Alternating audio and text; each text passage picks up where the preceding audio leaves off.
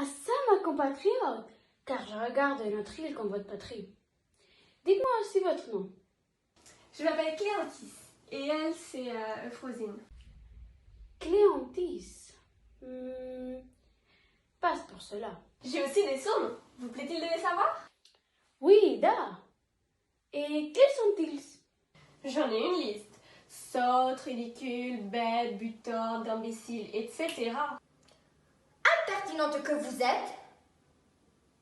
Tenez, en voilà encore un que j'oubliais. Effectivement, elle vous prend sur le fait. Dans votre pays, Euphrosine, on a dit des injures à ceux à qui on peut dire impunément. Hélas, que voulez-vous que je lui réponde dans l'étrange aventure où je me trouve? Oh dame, il est plus si aisé de me répondre. Autrefois, il n'y avait rien de si commode. On n'avait affaire qu'à de pauvres gens. Fallait-il tant de cérémonies? Faites cela, je le veux. Taisez-vous, sotte. Voilà qui était fini. Mais à présent, il faut parler raison. C'est un langage étranger pour madame. Elle apprendra avec le temps. Il faut se donner patience. Je ferai de mon mieux pour l'avancer. Modérez-vous, Euphrosine. Et vous, Cléantis, ne vous abandonnez point à votre douleur. Je ne puis changer ni vos lois, ni vous en affranchir. Je vous ai montré combien elles étaient louables et salutaires pour vous. Elle me trompera bien si elle s'amende.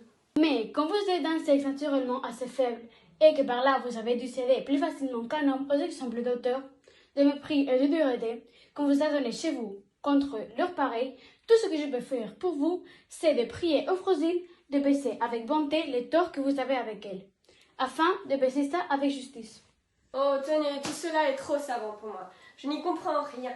J'irai le grand chemin, je pèserai comme elle pesait. Ce qui viendra, nous le prendrons. Doucement, point de vengeance. Mais notre bonne amie, au bout du compte, vous parlez de son sexe.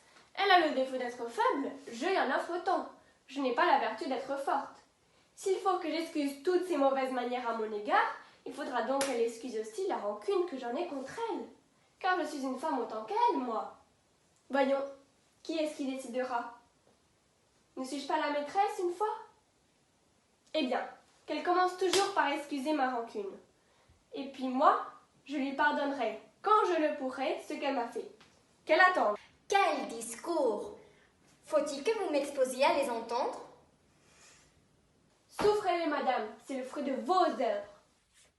Allons, Euphrosine, modérez-vous. Que voulez-vous que je vous dise? Quand on a de la colère, il n'y a rien de tel pour la passer que de la contenter un peu, voyez-vous.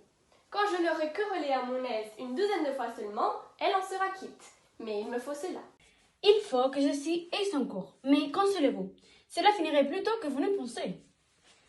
Et j'espère, Euphrosine, que vous perdez votre ressentiment, et je vous exhorte en ami. Venons maintenant à l'examen de son caractère. Il est nécessaire que vous m'en donniez un portrait, qui se soit faire devant de la personne qu'on peint, qu'elle se connaisse, qu'elle rouisse de ses ridicules, si elle en a, et qu'elle se corrige. Nous avons là de bonnes intentions, comme vous voyez. Allons, commençons. Oh, que cela est bien inventé! Allons, me voilà prête. Interrogez-moi, je suis dans mon fort. Je vous prie, monsieur, que je me retire et que je n'entende point ce qu'elle va dire. Et là, ma chère dame, cela n'est fait que pour vous. Il faut que vous soyez présente. Restez, un peu d'honte est bientôt passé. Vanne, minaudière et coquette. Voilà d'abord à peu près sur quoi je vais vous interroger. Au hasard. Cela la regarde-t-il? N'en voilà-t-il pas assez, monsieur?